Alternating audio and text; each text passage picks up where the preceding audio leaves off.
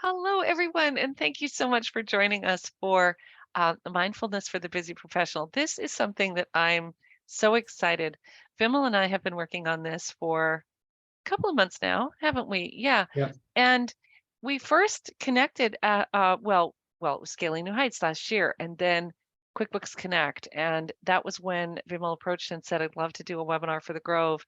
And we were like, great, what topic would you like? And I was expecting that he'd come back with something with tax or accounting and he's like mindfulness. I'm like, oh dude, perfect. So without any further ado, I'm going to go ahead and hand it over to Vimal because he's got an amazing presentation today. I've seen a sneak peek of it, and I think that this is incredibly timely, and personally I can't wait because I'm going to be all in on this. I need it so badly. So let me turn the floor over to you, Vimal, and please introduce yourself, say whatever you like, and then the floor is yours. Awesome. Thank you so much, Allison. Welcome, everyone. Thank you for joining me today for this webinar on mindfulness for busy professionals. My name is Vimal or Vic, whichever is easiest for you. Today, I'm not here to teach you anything that you don't already know, and I'm definitely not here to inspire you and motivate you. Simply just here as another accountant, as a professional, talking to my peers, sharing my own experiences, and to get you thinking and doing what works best for you. By profession, I am a CPA. I've been in the accounting and tax world for about 15 years. I had my own practice for 7 years, and I've been through the same kind of highs and lows as pretty much everyone, same types of clients, same problems. And so this is based on my own experiences, things I've learned, and now I want to share it with others because there's no reason to be stressed out or unhappy or let others make you miserable. And so I'm also a student of life, just love learning, and I'm always wanting to learn more and more and know more. And so that being said, I'm currently working on becoming a certified mindfulness teacher. And I want to give Allison a thank you for giving me this opportunity, and then also to the Grove and Eliseo team for this opportunity. So before I do start, I just want to give a quick disclaimer. I'm not giving any kind of professional counseling or medical advice or services. Presentation is strictly for informational purposes. Please do consult a qualified licensed professional for diagnosing or treating any health issues. So with that, let's get started talking about what we will talk about today. Today, we'll discuss and understand what is mindfulness, some of the benefits, and some of the ways we can practice it, and also how we can incorporate it into our daily lives. And at the end, we'll do a short guided mindfulness practice. And so why mindfulness? In this fast-paced world that we live in and work in, it's really easy to get caught up in the constant demands of work, family, social obligations, and the million other things that we have to do. And so with so much to do and so little time, it's so easy to get stressed out and burnt out, especially during busy times of the year like this right now. In the US is already busy season, and in Canada, it's ramping up to be busy season. And then, so mindfulness is a simple practice that can help you manage your stress, improve your focus, and at the same time, boost your overall well-being. And, honestly, as humans, we are the most advanced pieces of technology out there.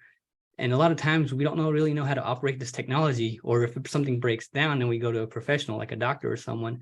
But, when you buy a new gadget or a new phone, you try to understand it first by either looking up the user's manual or YouTube or Google. And as knowledge workers, as professionals in accounting and tax, we don't have physical assets that are generating revenue for us. Our main assets are our body, brain, mind. These are all important assets that we use to generate revenue. And yet too often we take them for granted, and we neglect understanding them or even taking care of them until we are forced to do so. It's like during busy season, it's like, I don't have time for myself. You need to make time for yourself, or you're going to be forced to make time for yourself. And so that's why it's so important that we make an effort to maintain our assets, the body, brain, mind, keeping them healthy and functioning at their peak potential. So, taking care of your body is an essential part of this process, like eating right, exercising regularly, getting enough sleep. They're all key components in staying sane and productive. And then additionally, being mindful of how much stress you're under and understanding how to cope with it. And it's really critical to help you stay sharp and on top of things. I want to reinforce taking care of your mental health is essential in order to be successful, both professionally and personally. So, learning to recognize when you need a break from work and understanding how to manage difficult emotions, those are key to prevent burnout and make sure that you're able to stay productive over a long term and live a much happier life. Because, a lot of accountants or tax professionals, they often get burnt out or stressed out 4 months of the year. And then they kind of just they lose interest in their work, but that's not necessary. So, you know, it may sound like a daunting task, but taking care of your assets is not impossible. Just commit to a daily practice of self-care. You know, you can ensure your body, brain, mind are always ready to take on challenges of whatever are thrown at you. So that's why mindfulness. Now let's touch on what is mindfulness. So I'm sure you've heard of different definitions and also probably have your own definition and understanding of mindfulness, but I'm just going to share with you what the experts say and what it means to us in normal words. So mindfulness is an ancient practice. It's thousands of years old. So I'll be cramming thousands of years of ancient wisdom into 45 minutes. You know, on a daily basis, we're bombarded with thousands of pieces of information. And on top of that, we're having to learn all kinds of new apps, new programs to help us live better lives or even help us work more efficiently. And so many times our brains, our bodies, they're having to run at 100 miles an hour, which can wear them out pretty quickly. So mindfulness is a gentle but radical response to all this complexity. You know, it can deeply affect our well-being and our peace of mind in a positive way, in a good way. So a simple definition of mindfulness, it's being able to be present and fully engaged in the current moment without judgments or opinions in the now. Again, it's being able to be present and fully engaged in the current moment without judgment or opinions. And I'll go into more details about what it means in a little bit. So it's not a form of relaxation, or it's not a way to calm the mind, but rather it's a way of paying attention and being present in this very current moment. It's a practice of just observing your emotions and thoughts and not attaching any energy or resisting them, just accepting your emotions and thoughts as they are and learning from them. It's also about, you know, acknowledging, accepting, and just letting go of the thoughts and emotions as they come to you. By being present and fully engaged in this very present moment, we're better able to communicate with others, and we're able to build stronger relationships because we're 100% active participants of life. We're not distracted by what's going to happen in a day or an hour. We're just focused on now, what's happening now. This also helps us improve our decision making.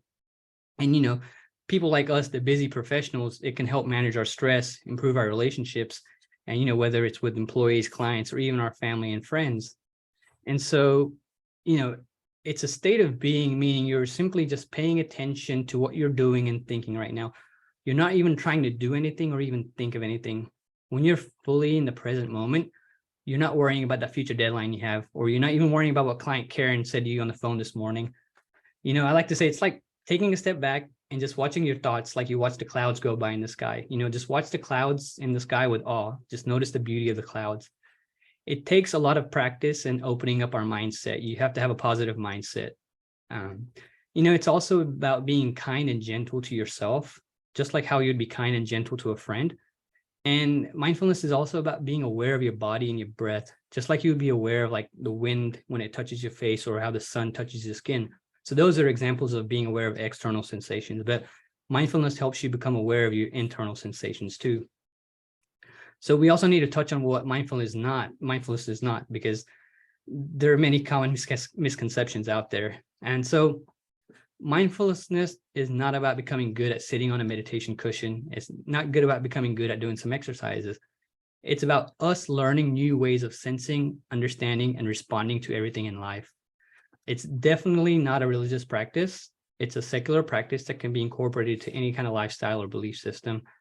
It's not associated with any particular religion or spiritual tradition. Rather, it's a scientifically backed method of training the body and the mind.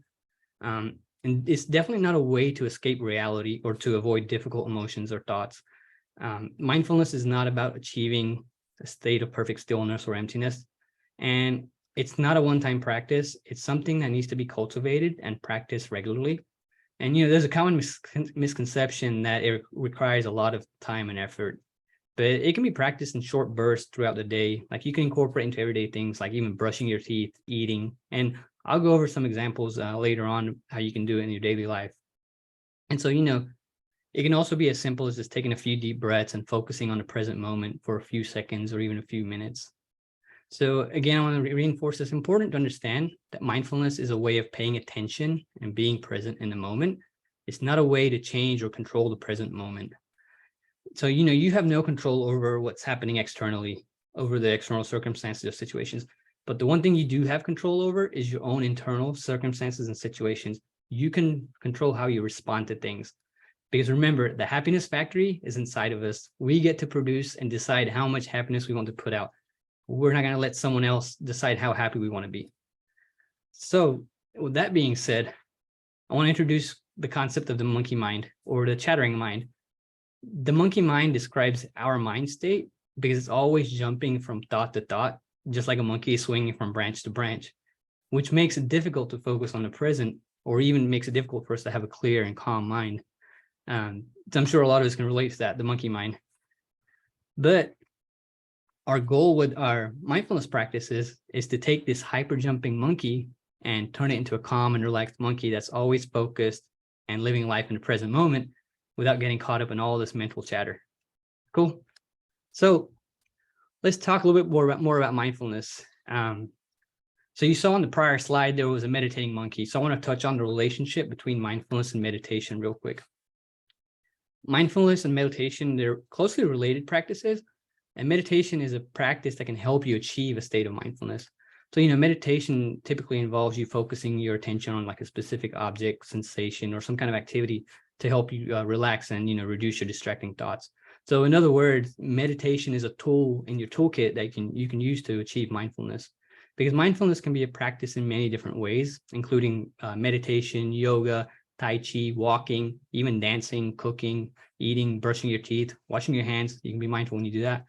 The key here is to find a practice, an exercise that works for you and to make it a regular part of your daily routine. And so as humans, we want to see the benefits of something before we buy into it, right? So I do want to share some benefits. And remember, these are not the end results or goals you're trying to achieve, but rather just the byproducts or benefits, like the positive side effects of mindfulness. Research has shown that mindfulness can have a positive impact on our physical and mental health. It can help reduce stress, improve focus, increase creativity, and also improve your overall well-being. Again, with mindfulness, we're more concerned with the process rather than the end goal or result. Goals are not a bad thing, but the moment you reach a goal and you're always wanting more and more, and you're never satisfied, which just ruins the whole beauty and experience of your mindfulness practices. And so it's a process, just like life is a process. And so there have been a lot of research studies conducted on the concept of mindfulness in recent years, and both scientific and non-scientific, and all of them have found really great positive things to say. And so I looked at several of them, and a lot of them had many common findings, and I picked out the ones that were most relevant to us, the busy professionals. And so I'm just going to read off a few. Significant improvement in self-compassion and quality of sleep. We're not often too kind to ourselves, especially during busy times of the year, like I talked about earlier. We say we don't have time for ourselves. And then there's reduction in burnout and stress, improved productivity, better relationships, both home and work, improved focus and attention, boosting creativity. And, many of the major institutions like Yale, Harvard, they've conducted these studies, and they even have their own research centers just dedicated to mindfulness. That tells you this is some serious stuff. A little fun fact, I Googled mindfulness scientific evidence, and there were 29 million results, which is pretty impressive.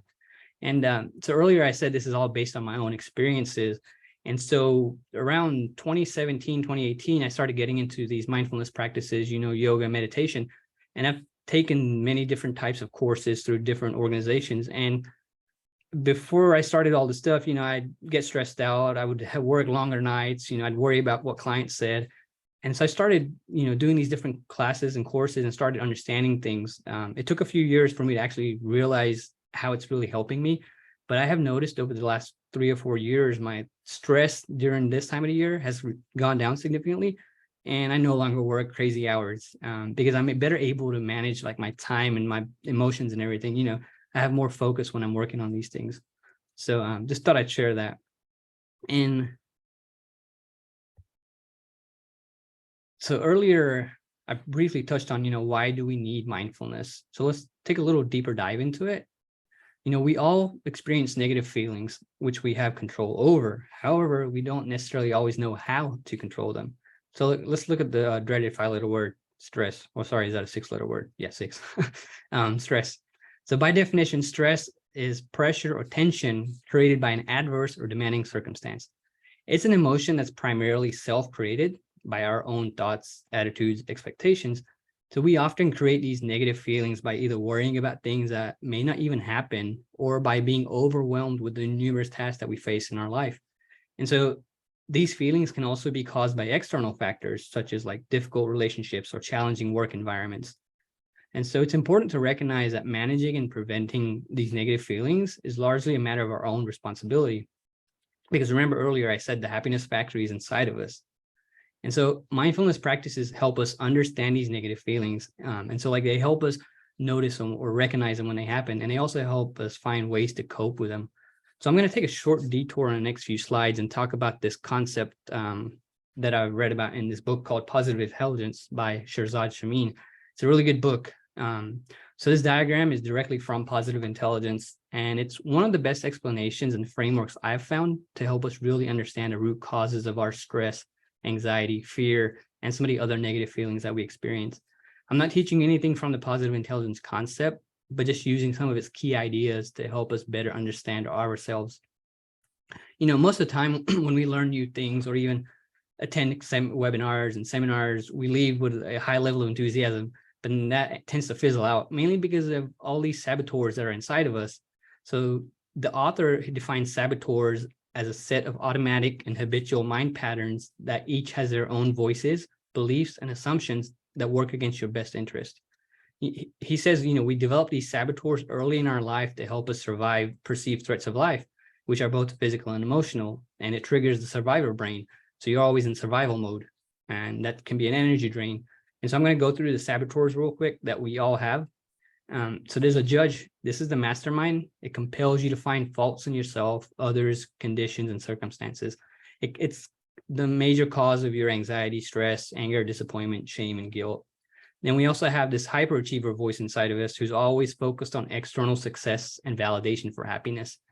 Then there's an avoider who's always wanting to avoid difficult, unpleasant tasks and conflicts. Like if you need to talk to a client and you know it's going to be a difficult situation, then this avoider voice inside is like, no, don't call, because then it's going to cause more problems. And so the avoider leads to procrastination and conflict avoidance, and it delays getting things done. Then we also have a victim inside of us, which makes you feel sorry for yourself and your conditions. Then there's a hypervigilant who's always on the lookout for danger. And then there's a pleaser, controller. Controller always wants to be in control, kind of like a micromanager. Hyper rational, stickler, restless. So the restless voice is never satisfied, always has to keep doing something, always wanting more and more. So these little voices or things that we have inside our minds, they're causes of our stress and negative emotions. We all have different dominant ones inside of us, but the judge is the main mastermind who's always present in us with his or her accomplices. And so to counter these saboteurs, we also have the power of a sage inside of us, and which often gets blocked by these saboteurs inside of us. And so the author in the book Positive Intelligence talks about different practices and exercises that you can do to help you quieten your saboteurs and help activate the powers of the sage to help you live a happy life. And so the practices in the book are, in a way, some mindfulness-based practices. And so I'll share some of those later. And so, again, this book, Positive Intelligence, it has a free assessment anyone can do online. So if you just go to positiveintelligence.com and take the saboteur assessment, I highly recommend everyone do one. It's free, and it'll help you learn which saboteurs are dominating your mind. And it'll also give you some tips on how to tackle them. But this book, along with The Power of Now, Ikigai, and The Monk Who Sold His Ferrari, they've really helped me in my own growth. So I thought I'd just share something about positive intelligence. So I'm going to take a break, or not a break, just take a moment to give you an analogy of how our thoughts and emotions kind of work like the snow globe here. So the snow or the glitter in this ball, it represents our thoughts and emotions. And so they're always present. You know, the thoughts and emotions are always present within us, just like the snow or glitter in this globe is always there. But when that, when the glitter is settled and not moving around, we can clearly see through the globe and see what's on the other side. However, the moment we shake that globe up, you'll notice, glitter starts moving around everywhere, and then the view gets cluttered and you can't see on the other side anymore. So our thoughts and emotions are just like the snow or glitter in the snow globe. They're always with us. And when they're calm and relaxed or just chilling, we're able to see things clearly, focus. But the moment you shake it up, or moment our emotions and thoughts get all shaken up and they're all like just cluttering our mind, our visual and mental clarity gets all muddied up, and makes it hard for us to see through things and properly understand situations. And that causes us to sometimes react instead of respond. And so next time you feel like your emotions and thoughts are being all shaken up, just remember the snow globe, and just remember that once the glitter of snow settles, we can see clearly again. Or actually, I would recommend, keep a snow globe nearby. And anytime you feel negative emotions or just feel some kind of stress, anxiety, shake up that globe and just watch it, set it down, and watch it for a few minutes while it settles. And at the same time it's settling, maybe you can do some mindful breathing, just some breathing in and out. It's a great idea. It will help you become more focused in the present. And so just thought I'd share that snow globe analogy. So let's chat about some elements of mindfulness. Attention, acceptance. I briefly touched on this earlier, but attention and acceptance are two of the most important elements. So you want to pay attention to whatever comes up. For example, when you focus on your breathing, you want to pay attention to, whether you're breathing in deeply, shallowly, or is your breathing, your breath cold? Is it warm? Are you breathing fast? Are you slow? So, and then if you feel pain somewhere, you want to focus on that pain, because then you want to note how it comes and goes, or intensifies or subsides. And you may also notice aspects of your breathing that you have never paid attention to when you just pay a little bit of attention. In fact, when we're in any kind of environment, we only pay a small amount of conscious attention to anything really. And then there's acceptance, which is, it's important to accept things as they are without judgment. They talk about accept the present moment as it is. It's because what's happened has happened. You cannot go back and change what's happened, right? That's why you have to accept it as it is. And so don't try to resist something. You just accept it for what it is. By accepting things, you allow yourself to remain open to a wider range of possibilities. Now, accepting doesn't mean that if something wrong happened, you're just going to accept that something wrong happened. We'll go over that shortly too. Mindfulness is an act of observation rather than an attempt to change something. While later you may determine that you need to change something, initially you just want to take a moment to observe how things are. You don't want to react to something, you want to respond to it. Notice how reacting and responding are two different words and how they create two different situations. I'm going to give you an example a little bit later too about an irate or an angry client and how to handle the situation mindfully. And so another, emotions, mindfulness is not going to prevent us from feeling any kind of negative emotions or even having angry emotions or thoughts at a time. Those are naturally going to happen, remember, because that glitter is always inside of us. And you need to know how to, like, if you've experienced these negative thoughts and emotions, then that's going to help you recognize them when they come up, and that's going to better help you handle them.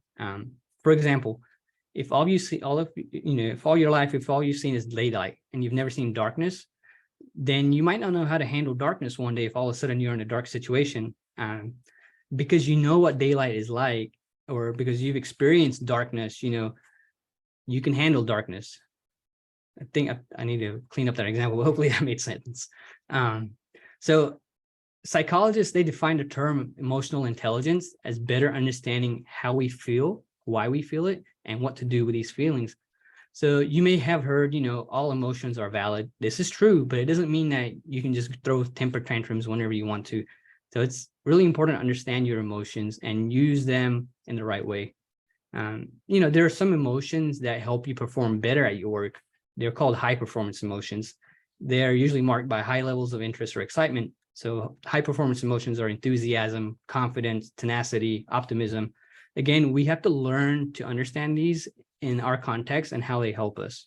But you can't be really, confident and go create a bad situation. You need to use confidence in a positive way. Then we also have swing emotions that can be either extremely useful in improving our situation, or they can actually make things worse. Swing emotions are anger, frustration, anxiety. And this is where mindfulness really helps, because it helps us to pause, process what happened, then respond instead of just reacting. There's a third class of emotions called blue emotions. And blue emotions are usually marked by low levels of excitement or interest, and also a loss of focus. Blue emotions, they can include dejection, depression, disappointment. So when you feel these emotions, it's a sign that you're low on energy and you need to speed things up. So swing emotions and blue emotions can really distort our thinking patterns and not let us think and process things clearly. So distorted thinking, like these emotions, I'm going to just touch on a few of our distorted thinking patterns that can be created by having negative emotions. So mindfulness can help us identify what our thoughts and emotions are doing so we can make the necessary changes to help improve our situation. So a dichotomous reasoning means you're thinking in terms of hyperbole, extremes, black and white. Then there's also magnification and minimization. Typically, people who magnify or minimize situations tend to gravitate towards one type of situation. When we magnify things, we usually blow things out of proportion, like making a mountain out of a molehill.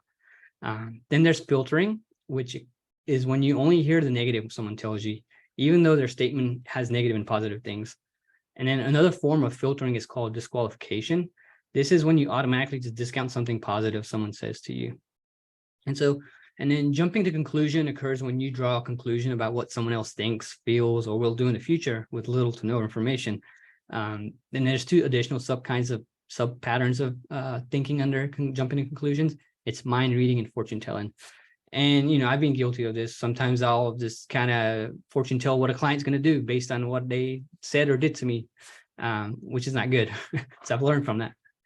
And then another type of distorted thinking pattern is similar to jumping to conclusions, is overgeneralizing. So when you overgeneralize, you base an entire class of circumstances on one individual experience or example. And so the last few slides may have been an overload of information, but I think it's important to understand what we're trying to tackle here. We have to understand the basic foundation, kind of like when you get into accounting, you have to understand debits and credits. So this is kind of like the debits and credits of our emotions and thoughts. And so also the 10 saboteurs that I shared earlier from Positive Intelligence, they touch on all these things and they explain them in a much simpler and understandable way. So do check out that for additional resources. I'm just going to kind of go through this real quick. Cognitive distortion.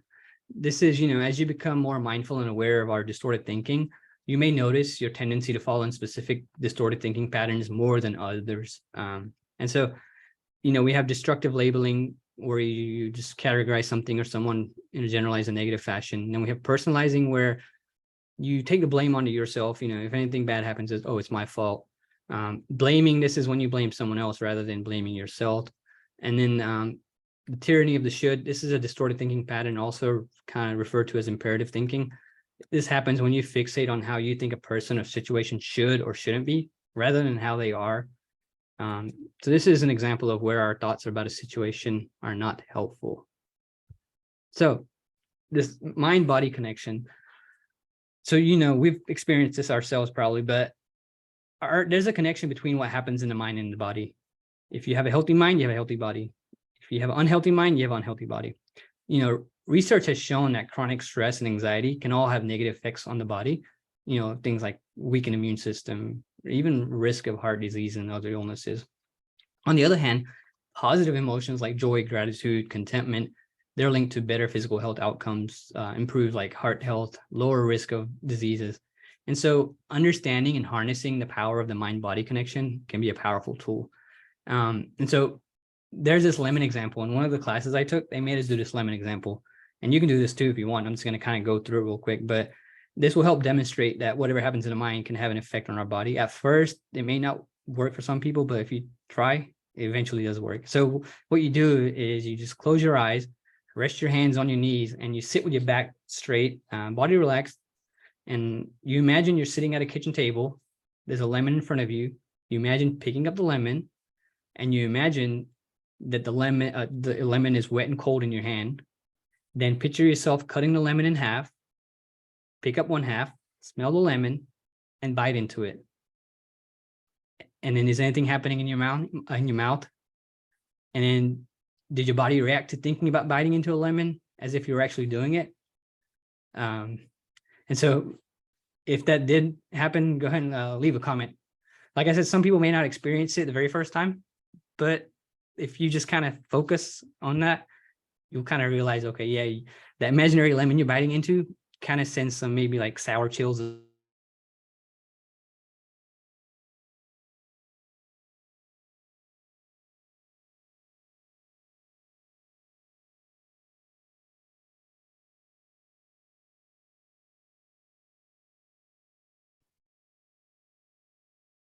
thing real is what's happening in this very present moment. The past, most of our misery, frustration, anxiety, or whatever you want to say, is caused by us worrying about what already happened in the past, which I like to call a movie of our past presence, or either worrying about the future, which is like a trailer of our upcoming present moments, because we don't know what's going to happen in the future. Your mind is just creating these movies for you and making you miserable. So if you don't learn to live and just breathe in this present moment, you'll find it's hard to be happy. And so it's just the honest truth. All right. So angry client. So let's say someone says something to you that really makes you feel angry, like a client or someone. You can substitute whoever you want for client. So how do you handle the situation? First of all, take a deep breath, or take a few deep breaths to help calm your body and mind. Inhale deeply through your nose and exhale slowly through your nose or your mouth. And this can help you slow down and center yourself. Then you acknowledge your emotions. Recognize the emotions you're feeling, such as anger or frustration. Don't try to push them away or ignore them, but instead accept the emotions as they are. Then pause and reflect. Before you respond, take a moment to reflect on what was said to you and how you feel about it. Ask yourself, why did the person say that or what they said? And then what was their intent maybe behind what they told you? And then after that, choose your response. Decide how you want to respond to the person. Remember, you're not going to react, you're going to respond. Do you want to express your anger or frustration, or do you want to remain calm and collected? If you decide to express your emotions, try to do it in a calm and respectful manner. And then one important thing is listen mindfully. I've seen all these quotes where it says we have 2 ears and 1 mouth, but we use a mouth more than the ears. Listen mindfully. So as the other person speaks, listen mindfully to what they are saying and try to understand their perspective, even if you don't agree with it. This way, it can help you respond in a more productive and compassionate way. And then finally, practice gratitude. After the conversation, take a moment to appreciate the fact that you had the opportunity to practice mindfulness and you were able to handle your emotions in a positive way. So because being grateful can really help you cultivate a positive outlook and reduce your stress. And I'll talk about gratitude practice in a little bit. Remember, you want to respond and not react. Don't react like a firecracker. So this takes a lot of practice and patience, just with like anything in life. Practice, practice, practice. And so let's touch on some types of mindfulness practices. A lot of times we think mindfulness is all about sitting still, but there are many practices that involve moving. Like I mentioned earlier, you can incorporate mindfulness into everyday things like eating, brushing your teeth, dancing, cooking, playing piano. There are more formal meditation exercises too, like paying attention to the body, lying on the ground, walking slowly with a sense of awareness of your surroundings, as well as informal exercises.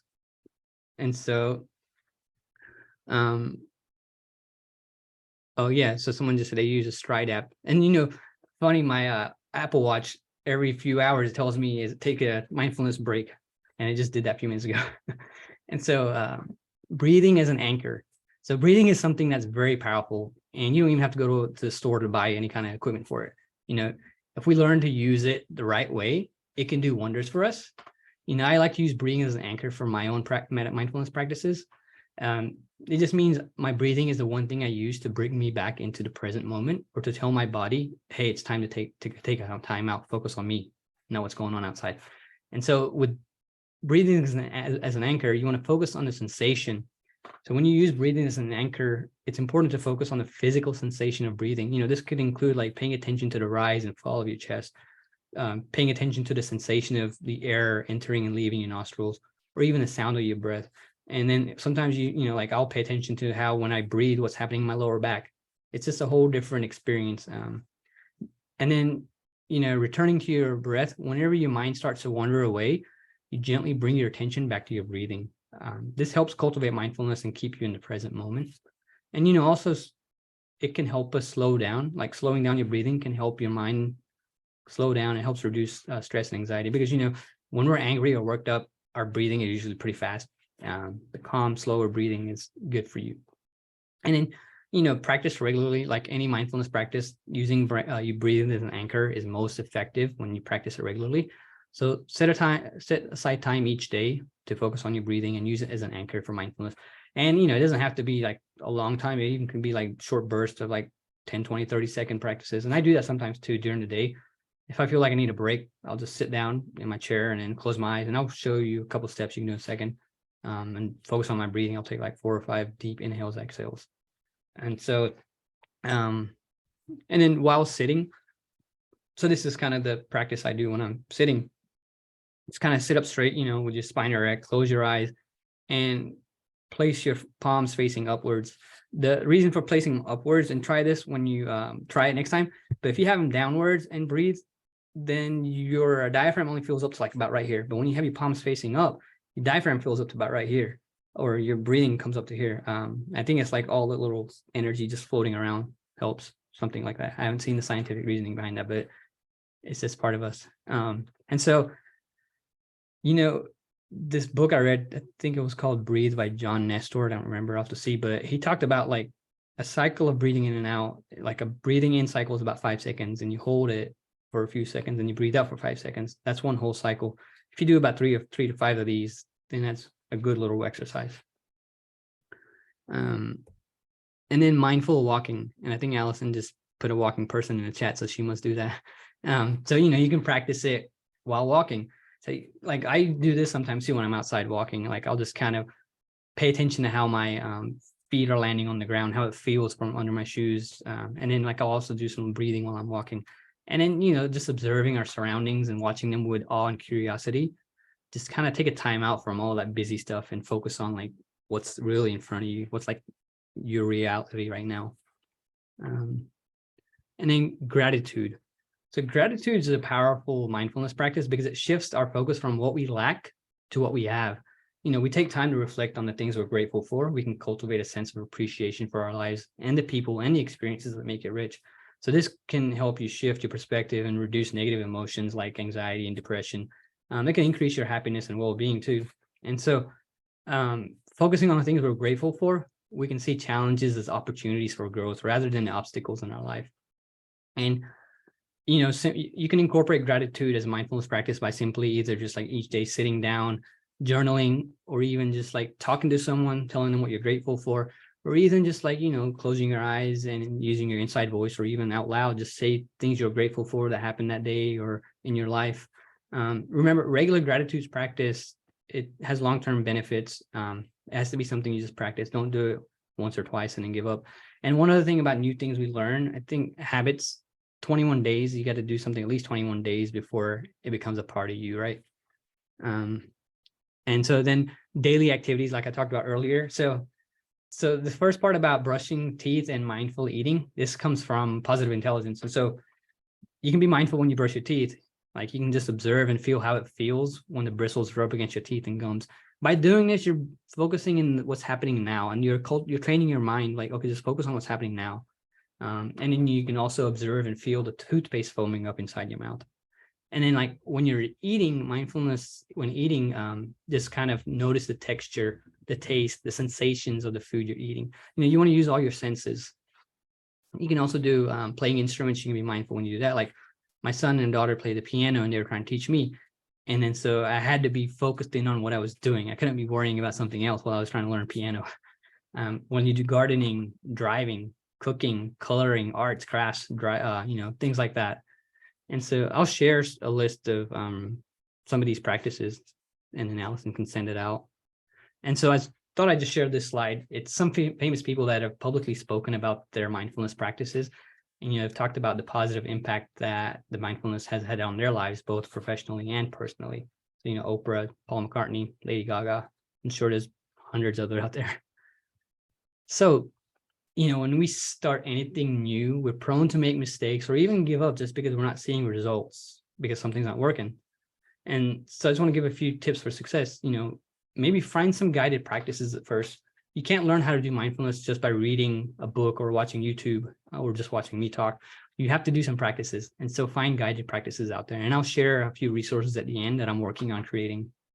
And then start small, take baby steps. Sometimes when we start something new, we're so excited and with enthusiasm, and we just want to jump right in and learn it all as fast as we can. Remember those high positive high performance emotions we talked about earlier. So this is an example where you want to understand it in our context and use it the right way. But that's how you burn yourself out really quickly, is by just like trying to do something really quickly. So start with small practices, build it up over time. And then one other thing is aim for consistency. None of these are difficult or time consuming, but remembering to take time out of your busy day for them can be difficult sometimes. So, try to make a habit, try to book a calendar appointment with yourself, and then just try to have it the same time every day. That way you're training yourself to do something and be more consistent. And, if you miss a day, don't beat yourself up over it. And most important, don't take life too seriously. Life is a process. Just enjoy it. Don't worry about the end goal or result. It all comes back to the main point of just being in the present and making the most of each and every moment. Just have fun. So those were some keys to success, and I just want to share this food for thought. So, and we're going to do a short exercise after this too. And so the mind is just like a muscle.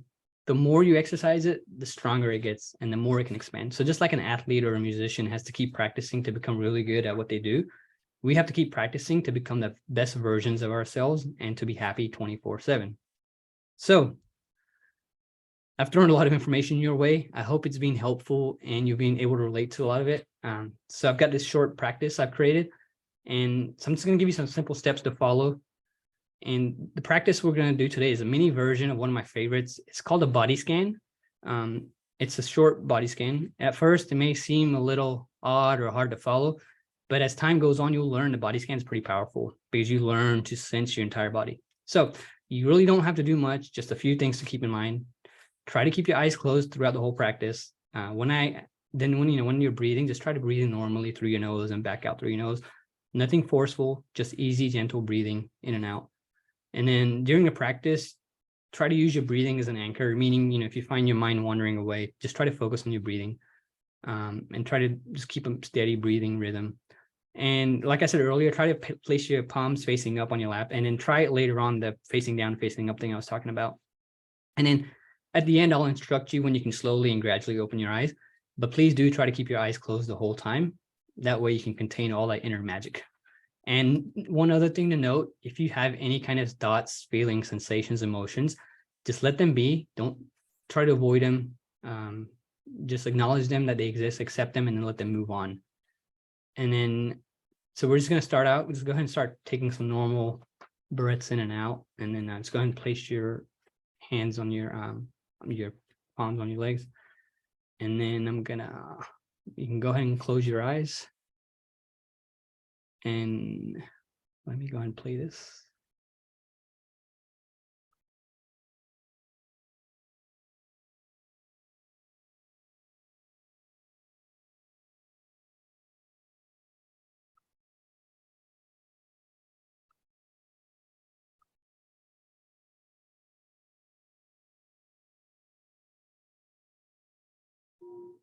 We'll do a brief body scan exercise to help us with anxiety, stress, and even pain. This body scan is a mindfulness practice that allows you some time to be in your body fully and get to know how it's. We'll do a brief body scan exercise to help us with anxiety, stress. Are y'all able to hear it, Allison? No, we heard it and then it went away. Okay, sorry, let me restart it. Okay, here we go. We'll do a brief body scan exercise to help us with anxiety, stress, and even pain. This body scan is a mindfulness practice that allows you some time to be in your body fully and get to know how it's feeling right now with your full attention and awareness. It offers a time to learn to effectively sit with body sensations like discomfort and tension. The focus of this practice is not to try to change anything about our experience. Remember, there is no right way to feel in the moment. The key to this practice is actually to simply notice and accept whatever is present in the current moment without judging it or giving any kind of emotion. As we go through this practice, I'm going to guide you to focus on various areas of the body, noticing whatever arises and simply accepting it. If you realize you've become distracted or your mind wanders off, simply tune back into the sound of my voice and pick up with the practice. You can begin this practice by either lying down or sitting. You might find that if you lie down while doing this practice, you become tired and sleepy. The goal of this practice is to try to stay present and awake in your experience. So if you do find that you become drowsy, it might be best to find a comfortable sitting position. But what's most important is that you feel comfortable. So take a moment and find a comfortable position and allow your body to come to stillness. When you're ready, gently close your eyes. Take a moment to feel your body as a whole. Bring attention to the fact that you're breathing in this body. Allow yourself to experience your breath in and out, not trying to change or deepen it in any way. Simply notice your breath in and out. Try following the full cycle of your breath, the in breath, the out breath. Relax into this natural rhythm and flow of your breath and allow it to bring you more deeply into this moment. On your next out breath, I'd like you to direct your attention and breath down through your body, through your left leg to the toes of your left foot, simply noticing any sensations that might arise, noticing the space between your toes, noticing any feelings of tension or tingling, perhaps noticing the temperature. Expand your awareness through your foot and to your ankle, noticing the point of contact at the bottom of your foot, the surface, and the structure of your foot and ankle. And now rest your complete attention on your lower leg. Again, simply becoming aware of all the sensations, just noticing. No need to change anything about what you are experiencing or feeling. And now through your knee and the underside of your knee, expand your attention to include your thigh and up through your hip.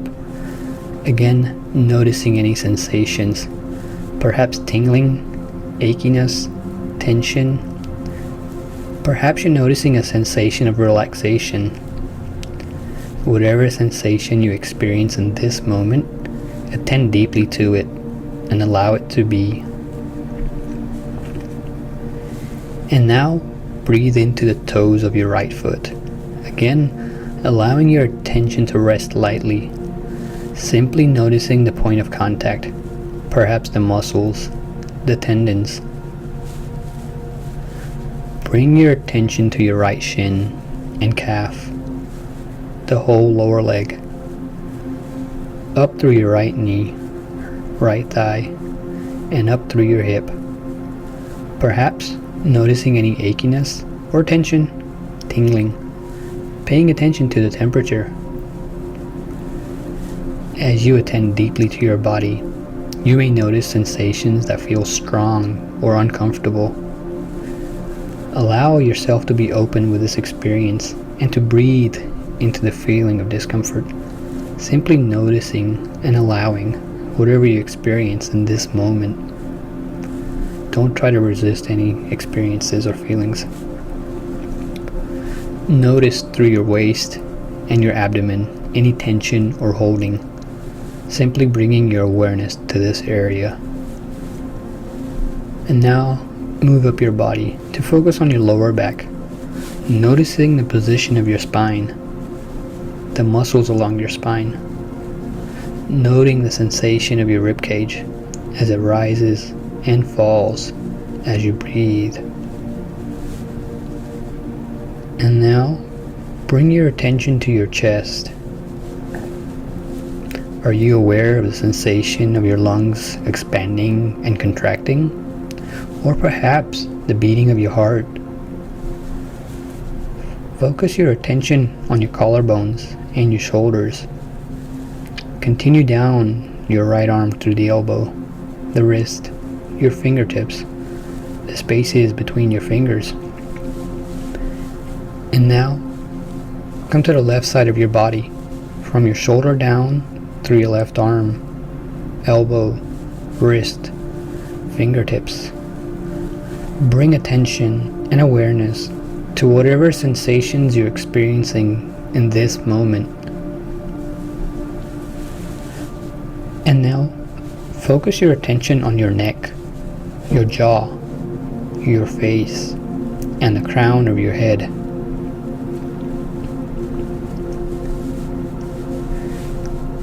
Take this moment now to feel the body as a whole, from the crown of your head down to the tips of your toes, scanning for any sensation that might pull your attention, trying to open up to that sensation.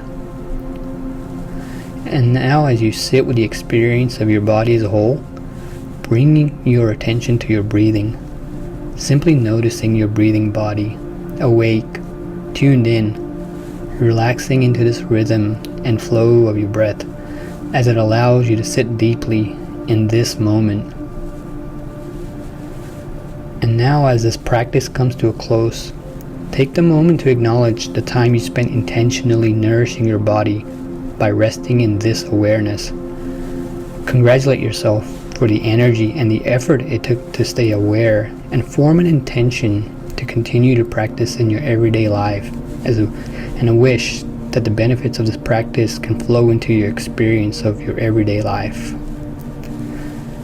When you're ready, go ahead and take a nice deep breath in and deep breath out, and gently and slowly open your eyes.